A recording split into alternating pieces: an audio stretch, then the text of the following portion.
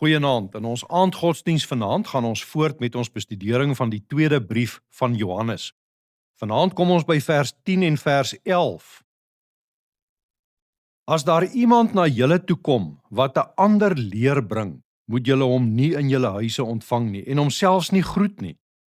Want wie hom groet, is saam skuldig aan die kwaad wat hy doen. Ons lees dan net hierdie twee kort verse. In aansluiting by hierdie woord van die Here kan ons ook vanaand dink aan Efesiërs 4 vers 15 waar daar staan: Nee, ons sal in liefde by die waarheid bly en so in alle opsigte groei na Christus toe. Dit dan die woord van die Here wat vanaand tot ons spreek. Daar kom 'n tyd wanneer liefde ferm en duidelik nee moet sê. Dit klink vir ons vreemd, want ons dink baie keer, liefde moet altyd oop wees, dit moet altyd verwelkom, dit moet altyd verdra. Maar wat gebeur wanneer die oop deur van liefde 'n oop deur word vir leuns?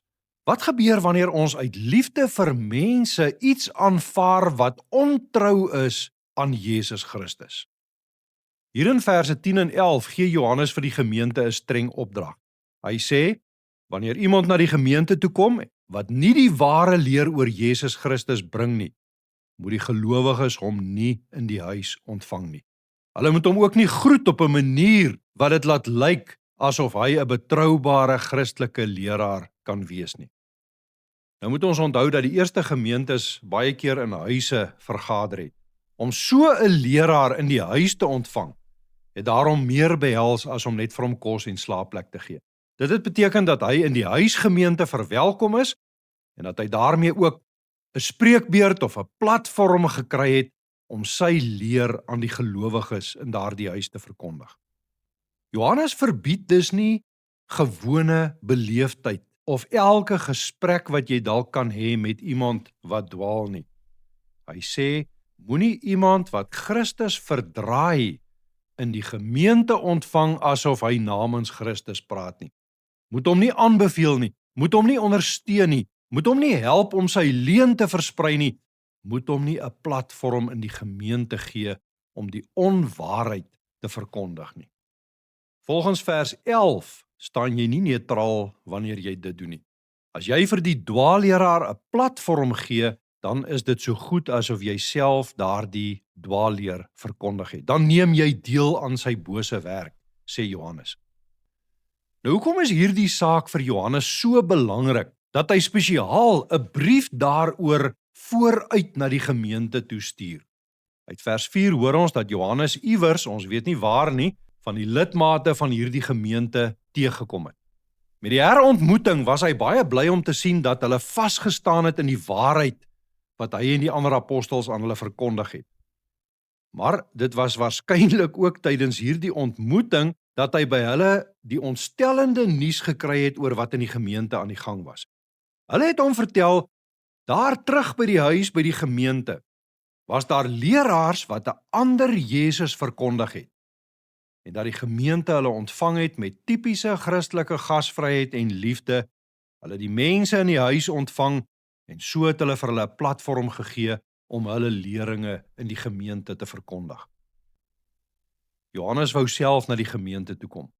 In vers 12 sê hy dat daar nog baie dinge was wat hy persoonlik met hulle sou wou bespreek. Maar hierdie spesifieke saak kon nie wag totdat hy kom nie. Dit was te dringend. Die gemeente se geloof was op risiko. Die gevaar was daar dat hulle deur hierdie dwaalleraars van die waarheid van die evangelie weggelok kon word. Daarom stuur hy dringend hierdie brief vooruit. Hy wil sê, wees tog waaksaam. Toets die leer van hierdie mense aan die leer van die apostels. Moenie die misleiers 'n platform in die gemeente gee nie. Julle geloof is op die spel. Die gemeente het waarskynlik onskuldig geredeneer, maar ons moet mos almal lief hê, ons moet mos almal verdra. Ons kan tog nie iemand wegwys uit die gemeente nie. Johannes ontken nie die belangrikheid van Christelike liefde nie. Hy het reeds gesê dat gelowiges mekaar moet lief hê. Maar so entjie terug in vers 6 het hy verduidelik wat liefde is. Liefde beteken dat ons volgens God se gebooie lewe, sê hy. Liefde bestaan nie los van die woord en die waarheid van God nie. Liefde staan ook nie bokant die woord en die waarheid van God nie. Liefde kan nooit ten koste van die waarheid beoefen word nie. God moet eerste lief hê en hy alleen gedien word. Die beginsel wat die Here dus hier by monde van Johannes vir ons neerlê, is dit. Jy kan nie mense lief hê ten koste van die waarheid nie. Liefde en waarheid kan nie van mekaar losgemaak word nie. Liefde bestaan nie sonder die waarheid nie. Nou het ons in ons geloofslewe nie net met hierdie probleem te doen wanneer dit gaan oor dwaalleraars nie. Dit was maar die spesifieke situasie in daardie gemeente wat die apostel Johannes wou aanspreek. Dieselfde probleem, dat ons liefde soms bokant die waarheid stel, vind ons ook op baie ander terreine van ons lewe. Het gebeur byvoorbeeld wanneer jy as 'n ouer weet dat jou kind die pad byster geraak het, dat jou kind in sonde of in dwaling leef, maar jy bly liewer stil omdat jy bang is om die verhouding met jou kind te verongeluk, net omdat jy hom of haar wil teregwys oor die sonde. Jy sê, ek het ook as ouer 'n plig om my kind in alles lief te hê. Maar is dit werklik liefde om jou kind op 'n pad te laat begaan wat weglei van die Here af? Ons sien dit ook in 'n huwelik waar jy as 'n man of 'n vrou stil bly oor die sonde van jou maat, net om die vrede te bewaar. Daar het menslike harmonie belangriker geword as gehoorsaamheid aan Jesus Christus. Ons sien dit in vriendskappe, wanneer jou vriend vasgevang raak in die struik van sonde of ongehoorsaamheid, of verslawing of ontrouheid, oneerlikheid of 'n valse leer, maar jy sê liewer niks want jy's bang vir konflik, jy's bang jy sal die vriendskap verloor, jy sê liewer niks, en jy noem jou stilte liefde of verdraagsaamheid. Ons sien dit in gemeentes, wanneer 'n leier of 'n leraar beskerm word hoewel hy in sonde leef of die evangelie verdraai. En ons sien dit in kerke wat ernstige dwaalleer verdra ter wille van eenheid. Maar eenheid wat gekoop word deur Christus se waarheid prys te gee, is tog nie Christelike eenheid nie. Dit beteken egter nie dat ons iemand hard of koud of liefdeloos moet teregwys nie. Johannes sê nie ons moet tussen waarheid en liefde kies nie. Nee, hy bind die twee aan mekaar. Liefde mag nooit die waarheid prys gee nie, maar die waarheid moet ook altyd in liefde beoefen word. Wanneer jy jou kind, of jou eggenoot, of jou vriend of jou medegelowige teregwys, doen jy dit nie uit 'n posisie van hoogmoed of om te veroordeel nie. Jy doen dit met nederigheid. Jy doen dit met geduld, jy doen dit met opregte besorgdheid oor daardie mens.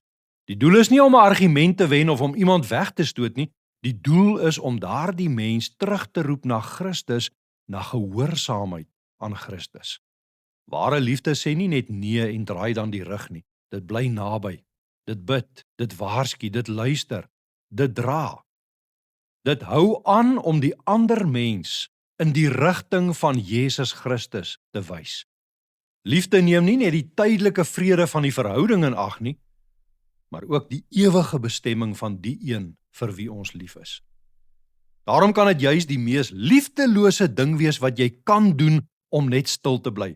Vir 'n kort rukkie bewaar jy dalk die vrede, maar in die proses is jy besig om iemand sonder teregwysing te laat voortgaan op 'n pad wat al hoe verder van Christus af weglei, al hoe verder weg uiteindelik tot by die ewige dood dalk selfs. Jesus leer ons in Matteus 10 vers 37 dat selfs ons liefde vir 'n pa of 'n ma, 'n seun of 'n dogter, nooit groter kan wees as ons liefde vir hom nie. Natuurlik sê hy nie dat ons hulle minder moet lief hê nie. Hy leer net dat ons liefde vir hulle nie groter kan wees as ons liefde vir hom wat ons ken as die weg en die waarheid en die lewe nie. Ja, daar kom 'n tyd wanneer liefde ferm en duidelik nee moet sê. Nee vir dwaalleer. Nee vir 'n lewe wat lei na die dood. Nee vir vrede en eenheid wat Christus se waarheid opoffer. Nee vir enige verhouding wat van ons vra om aan Jesus Christus ontrou te wees. Maar wanneer Christelike liefde nee sê, sê dit nie nee met haat of hardheid nie. Dit sê nee met trane. Dit sê nee met gebed. Dit sê nee met die hoop dat die een vir wie jy lief is, weer die pad na Jesus Christus sal vind. Liefde wat nie nee sê wanneer Jesus en sy waarheid in gedrang kom nie, is nie Christelike liefde nie. Amen. Kom ons bid nou saam. Hemelse Vader, ons dankie vir u sorg, vir u bewaring deur hierdie week. Dankie vir elke dag wat u ons gedra het. Dankie vir al die genade wat ons uit u hand uit ontvang het. Here, dankie ook dat ons die waarheid kan ken. U woord is die waarheid. Dankie dat u ons leer wie die weg en die waarheid en die lewe is. O Vader, help ons om aan die waarheid vas te hou sonder om die liefde te verloor, maar ook om lief te hê sonder om u waarheid prys te gee. Gee ons tog wysheid en moed om ferm, maar liefdevol nee te sê wanneer u waarheid in gedrang kom. Here, bewaar ons daarvan dat mense se goedkeuring en mense se aanvaarding vir ons belangriker word as gehoorsaamheid aan u. Ons bid dat u ons en ons geliefdes in hierdie nag sal bewaar. Hoor elkeen van ons wanneer ons vanaand in die naam van Jesus tot u bid. Dit wat ons hier saam bid, maar ook dit waarmee ons elkeen in ons harte na u toe kom vanaand. Ons behoeftes, ons siekte, ons nood en ons bekommernis, die laste van die lewe, die laste van ons ouderdom, ons eensaamheid, ons klein geloof.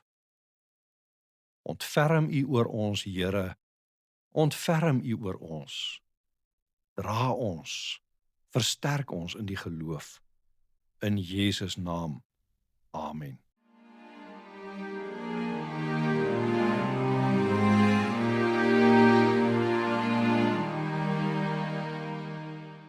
God se woord keer nooit leeg na hom terug nie. Hy gebruik dit om mense se harte en lewens te verander. Stuur daarom hierdie opname aan iemand wat vandag nodig het om die woord van die Here te hoor. Vir nog Bybelvoorlesings en skrifgebonde woordverkondiging, volg gerus Gelowig op Pad op Facebook of YouTube of sluit aan by die WhatsApp kanaal waarvoor die skakel hieronder gegee word. Tot 'n volgende keer, vrede vir jou.